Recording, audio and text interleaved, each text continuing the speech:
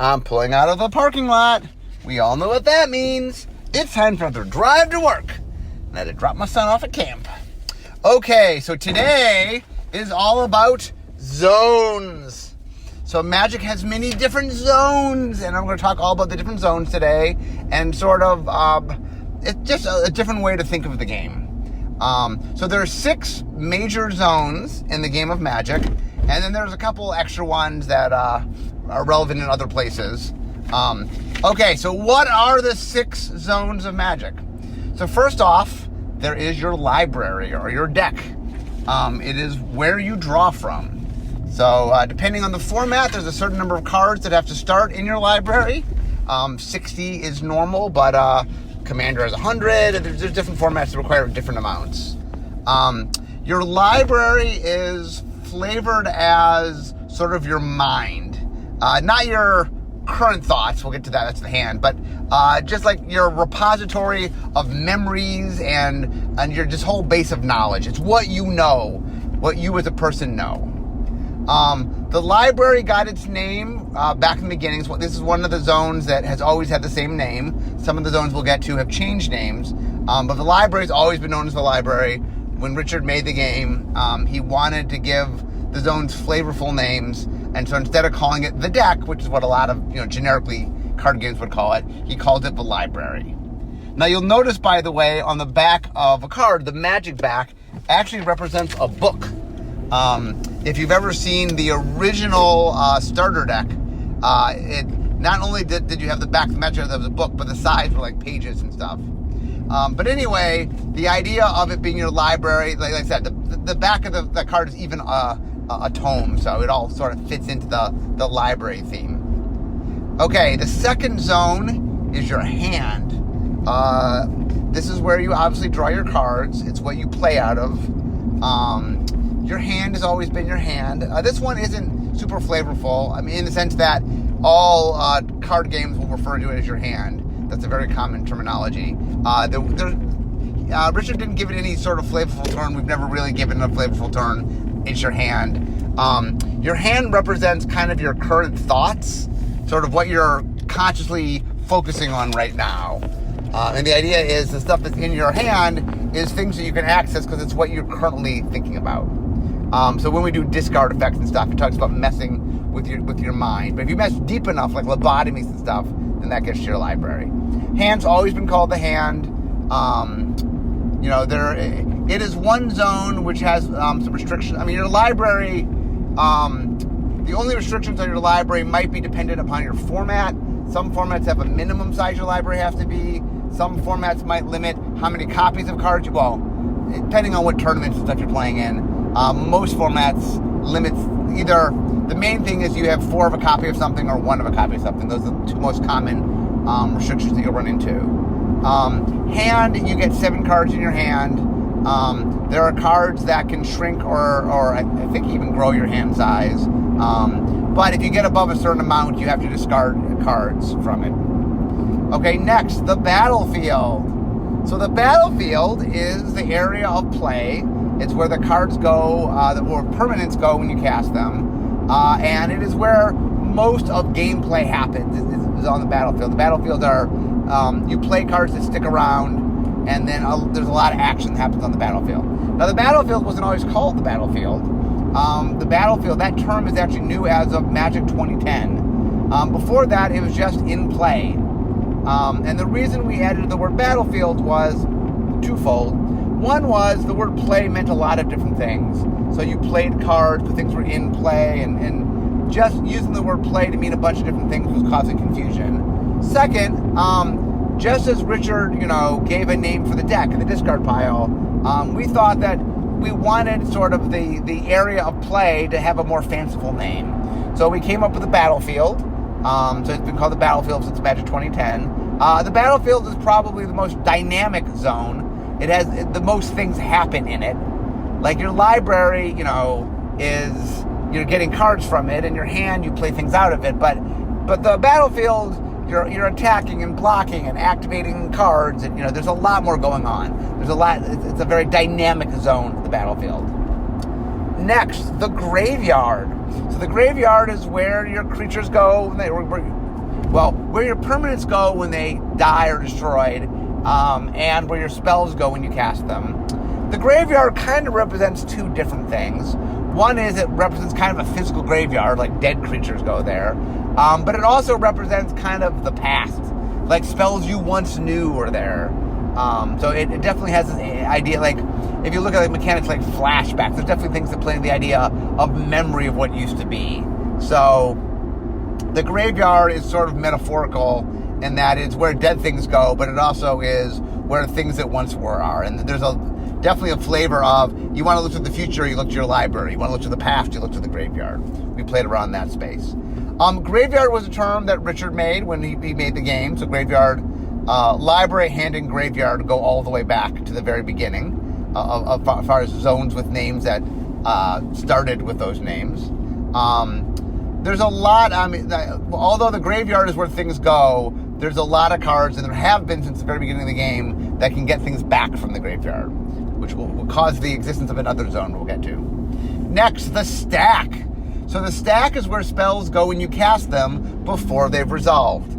It's the place they have to sit so that things like counter spells can happen. So when you play a spell, it leaves your hand, it goes on the stack, and then depending on whether it's a permanent or whether it's a spell, it either will go to the battlefield or the graveyard. But we'll get more into that. While the stack has always existed, I don't think it got its name until 6th edition rules. How exactly the stack worked changed pretty significantly in 6th edition rules. For those who remember early Magic had both instants and interrupts. And instants could respond to instants, but interrupts could only respond to interrupts. And just the way that spells played out was a bit different. When 6th edition rules came along, they built in the last in, first out system, where I play a spell, you play a spell, but then the last spell resolves first. So it allows you to do things like counter my spells, or if I want to, lightning bolt your creature, you can giant growth it to save it from the lightning bolt. And in 6th edition rules, I believe that's when they called it the stack for the first time.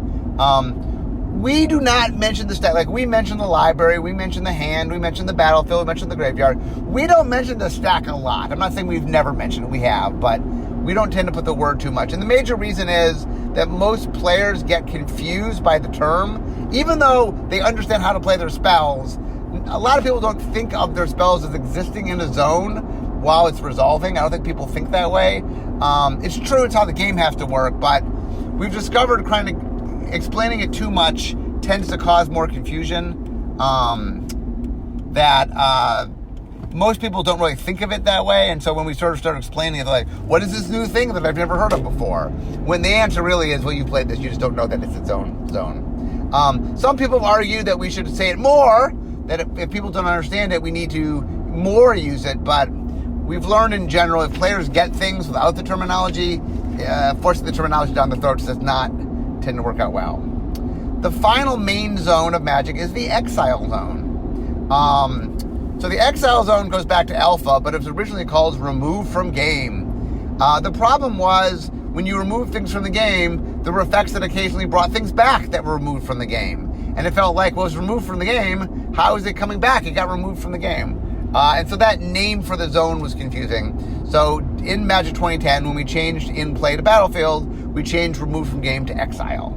So now you exile things and they are in the Exile Zone. Now the Exile Zone has two functions.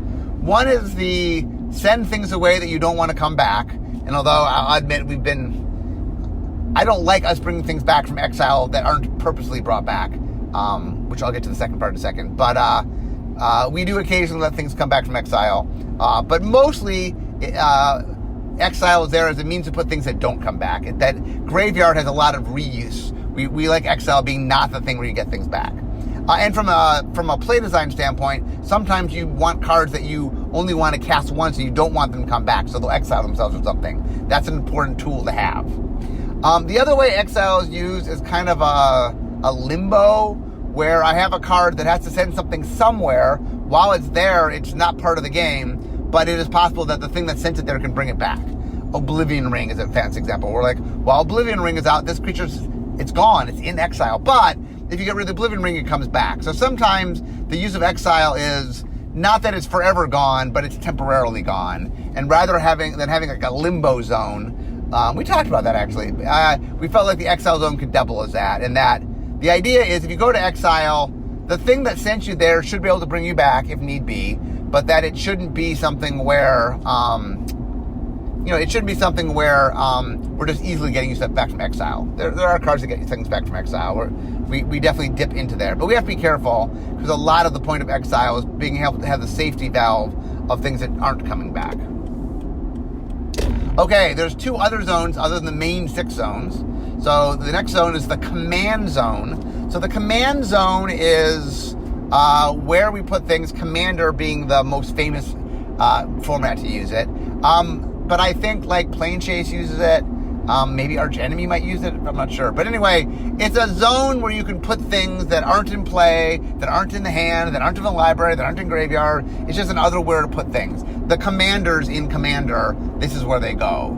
And in the Commander format, whenever a creature would be put into another zone from the battlefield, you can instead put it into the command zone. The final zone is a silver border zone. It exists on one card, on a card called AWOL. It is the absolutely removed from the freaking game forever zone. So I got frustrated that we made a remove from game zone that we kept bringing things back from.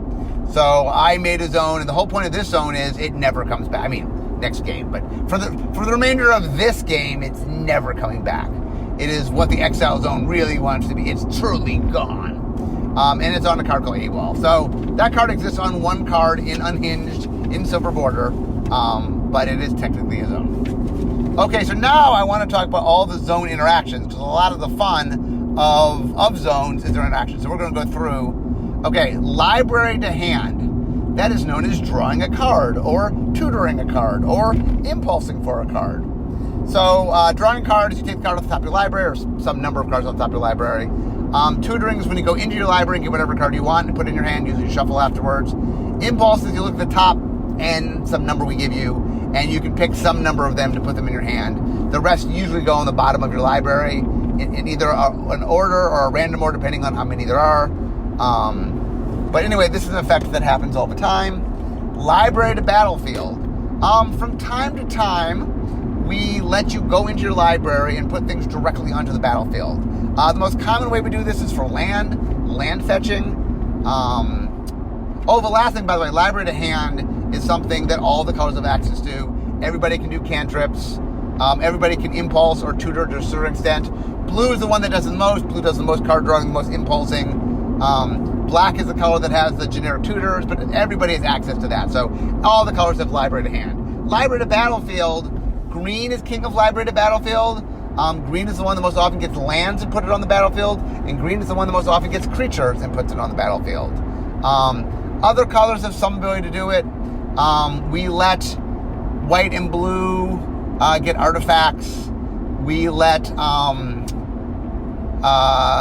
the colors sort of get their own land type every once in a while, basic land type. We let a little bit of tutoring, a little bit of going to get a certain creature that matches, go get a goblin, put it into play. We've done a little bit like that in red. And so, once again, this is something that green is primary, but other colors dabble a little bit. Library to graveyard. The most common way this happens is milling, where you make someone take the top some number of cards of a library and put it into the graveyard, or you do it to yourself. Milling is in blue and black, also common in artifacts. That's not a color though. The other ways you get library to graveyard. There are a few cards. I think there's a few cards that can get themselves in the graveyard. Not a lot. But anyway, the milling is the main way to do library to graveyard. Library to the stack. There are a few cards that let you cast cards off the top of your library. Usually the top card of your library is played face up, or you have the ability to look at it. And then you can play cards off the top of your library. And that is how you get from a library to the stack. Library to exile. Every once in a while, in a set that cares either about the graveyard or cares about exile, we will have cards that instead of milling you, we'll exile cards off the top of your library. So instead of put your top 2 cards in the graveyard, they'll put 2 top cards in exile. We don't do library to exile all that often. Next, Hand to library. We occasionally do things where you draw some number of cards and you put some back. Blue will do that. In the past, both black and green have done a little bit of making people put stuff in their hand on top of their library. Green doesn't do that anymore, and black does it infrequently. There's not a lot of hand to library, but there's a little bit of, you're sort of giving up a draw for something, and the way we have you give up a draw is putting a card from your hand on top of your library. Hand to battlefield. This is something green tends to do creatures from hand to battlefield. Blue sometimes has done effects which will do permanents. White will sometimes get enchantments or artifacts. So hand to battlefield is just green, for example, also does land from hand to battlefield. It's just a means by which, instead of casting it, you're directly just putting it onto the battlefield. Hand to graveyard. This is most commonly discard. Either you make someone discard so they're forced to, or you discard as a cost where you're choosing to discard. Either way, the card goes directly from your hand into the discard pile. Hand to stack. This is casting a spell. So whenever you cast a spell, it leaves your hand and it goes onto the stack. I will get to where it goes from there as we get to the stack portion of this. Hand to exile. This also happens in sets that care about graveyard and or the exile zone. Sometimes instead of normal discard, we will make you exile cards. But there's not a lot of hand to exile. Next, battlefield to library.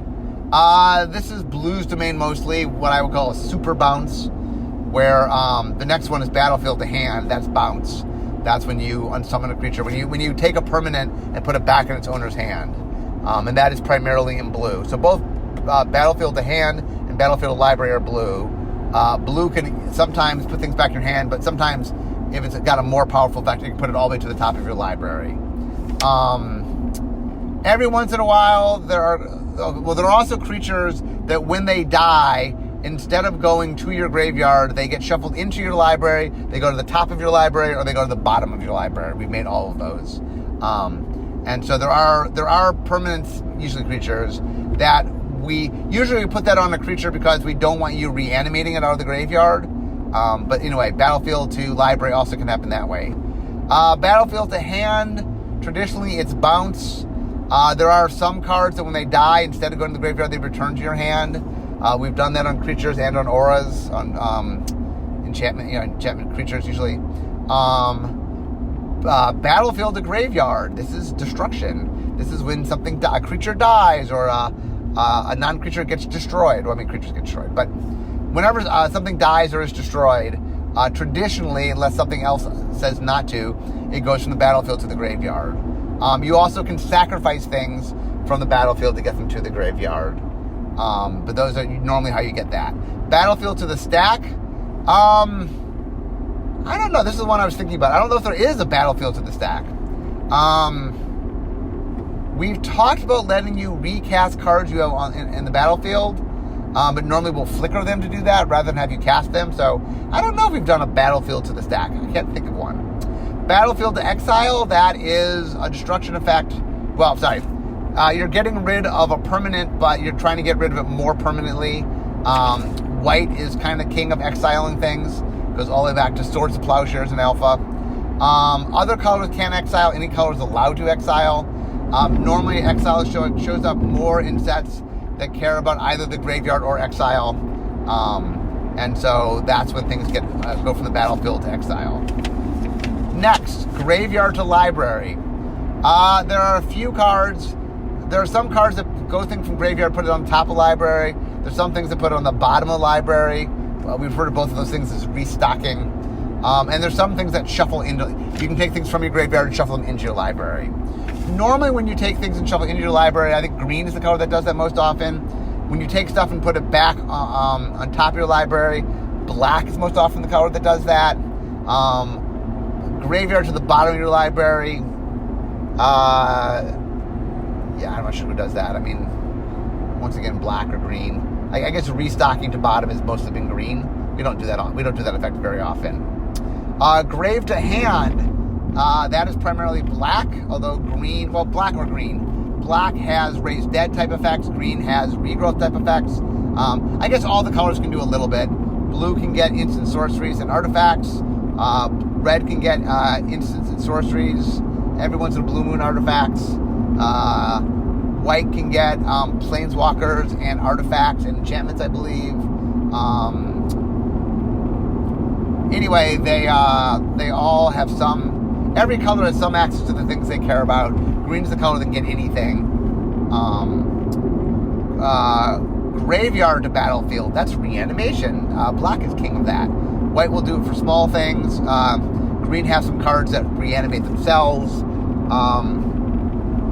And then when you get to other permanents, like I think we've let white reanimate enchantments and artifacts. We've let blue reanimate artifacts. So there have been a bunch of different ways to go graveyard to battlefield. Graveyard to stack. That is things like flashback. That is cards that you can cast out of your graveyard. Flashback probably being the most famous example of that. But graveyard to stack means you're literally casting out of your graveyard. Usually if you do that, it then gets exiled. Graveyard to exile, that is what we call cremating. That is when you want to get rid of resources that your opponent has usually. My opponent has a flashback spell, something that I don't want them to have access to. I can use spells to exile it. Sometimes exiling some from the graveyard can be used as a cost, where it's a cost to you to use it, and then you're exiling usually your own things as a means to pay a cost for something. Okay, stack to library. Stack to library. How do we do that? I cannot think of a lot of stack to library effects.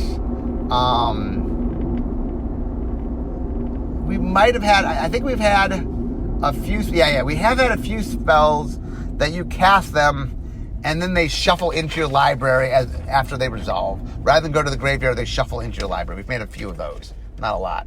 Stack to hand.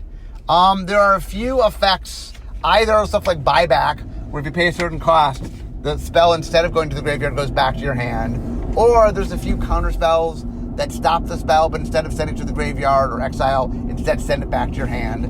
There's a few of those. Stack to battlefield. That is casting a permanent. When you cast a permanent, it goes to the stack, and then fundamentally, unless it gets countered, it goes from the stack to the battlefield. Stack to the graveyard. That is what happens to instants and sorceries. So after you cast instant sorcery, it goes to the stack. When it resolves, then it goes to the graveyard. Stack to exile. There's a handful of spells that we consider to be dangerous, like Time Walk variants and things, where we will have the spell exile itself, so it's not sitting in the graveyard to be able to use to get back out. Also, there are a few counter spells that will send things to exile from the stack, like counter this and then exile instead of, it'll say counter and exile, or sometimes maybe it just says exile. Is it counter? Maybe it's countered if it's exiled. But anyway, there's a few counter spells that can get things to exile. Okay, next, exile to library. There's not a lot of ways back from exile. There's a few. We have had a few things that have allowed you to take things from exile and shuffle them into your library, or I think put them on the bottom of your library. We've done a few of that. Exile to hand, those are wishes. Wishes let you go get things in the exile zone and put them into your hand. Usually the exile says from out of the game. So if you're playing not in tournament, you actually go to your collection to get things. In a tournament, you can only go to your sideboard or go to your exile zone. So that is most common way to get stuff from exile into hand. Exile the battlefield. There are cards that put things in limbo and bring them back. So like Oblivion Ring, I said before, that you can Oblivion Ring something, and then when Oblivion Ring goes away, the creature will leave exile and come back. Flickering in general tends to do this, where you send something to the exile zone temporarily, either to come back right away or at the end of the turn. That's a way to get things from exile to battlefield. Oh, that's also a way to get things from battlefield to exile, a temporary thing. I did mention that before. There also are a few spells to get things back from exile and put them on the battlefield, not a lot. And usually it's pretty limited in what you're allowed to get. Exile to graveyard. The processors in Battle for Zendikar did this. That you could get stuff from the opponent's exile zone and then put it into their graveyard. There haven't been tons of things that get from exile to graveyard. That's the one that pops to mind. And then exile to the stack. That's a hard one. Have we ever done Exile to the stack? That would require you to cast things that are in Exile. Have we ever let you cast... Like, if we ever let you cast a flashback spell from Exile, if we ever let you do that, I don't know. It's not jumping to mind, Exile to stack it. Some of these, like when you see, as they go through the zones, some of them are very, very clear that, like, we do them all the time. Like, stack to battlefield, or stack to graveyard, or battlefield to hand, or like, they're just things that are just normal Magic. Like, a lot of these zone change. Like, one of the things I'm hoping you're seeing today from me talking about zones is one of the things that I enjoy as a game designer is there's a lot of different ways to look at the game. You can chop up Magic in a lot of different ways. And zones are an interesting way to think of the game. The idea that the things exist in zones, and then, hey, part of the game is playing around with those zones. And you'll notice, so I had 6 zones going to 5 places, so that's 30 different interactions. Almost all, I mean, there's 1 or 2 we haven't done, and even then, the 1 or 2 we haven't done, maybe we did a card, I'm forgetting the card. But it's interesting to see how many zone changes just exist, and how many are like normal, everyday Magic does them. There's a lot of zone changing in normal Magic. In fact, there's even a few spells that do multiple zone changes, where it sends something to one zone, you know, like there's a card of Living Death, which puts cards from the battlefield in the graveyard, and also puts cards from the graveyard into the battlefield. And we've had a few cards that sort of go to this zone, then go to that zone. So we definitely have messed around a lot. I mean, the zones are an integral part of the game, and part of the fun for us is sort of figuring out how we can do things. Another trick we'll do in design sometimes is see a card where we interact with one zone in a certain way, and they go, ooh, what if what we did in that zone, we did in this zone? And we definitely messed around. Now, I will say, each zone has its own rules. You know, when you're designing for different roles of different zones, you have to be very conscious of what zones can and can't do. For example, we're very careful with the library because we don't want too much repetition of play, so we're careful how often we let you get things from there. With graveyard, we're definitely we don't want you to make it too easy to get giant things out too fast, so we're very careful on what kind of cost when you get things out of the graveyard, especially if you're getting it to the battlefield instead from hand. Like I said, Exile is this ongoing debate about what should and shouldn't be able to get an Exile and how hard should it be. And then there's also stuff like the command zone. We're often talking about, do we want to make use of a zone in different ways? The command zone started as one function, but as we've looked to make other functions, we'll add things in and put things there. Like the Exile zone mostly started as a place to send things away, not to come back, but then we found a means to use it as a limbo zone, and we made more use of that. So, anyway, I hope you guys enjoy. One of the things I enjoy about the podcast is letting you guys sort of look at Magic in a lot of different ways, because we, the people who make Magic, look at it in a lot of different ways. And the zones is an interesting way to look at Magic that, if you haven't designed the game, might not be a vantage point you've thought of in terms of sort of how the cards play into the zone. So I hope today's podcast has been fun for you. It definitely is insightful, hopefully, and just a different way to see things. So to all the zones, anyway, zone play and zone changes are a lot of fun, so you shall see more. But I am now at work, so we all know what that means.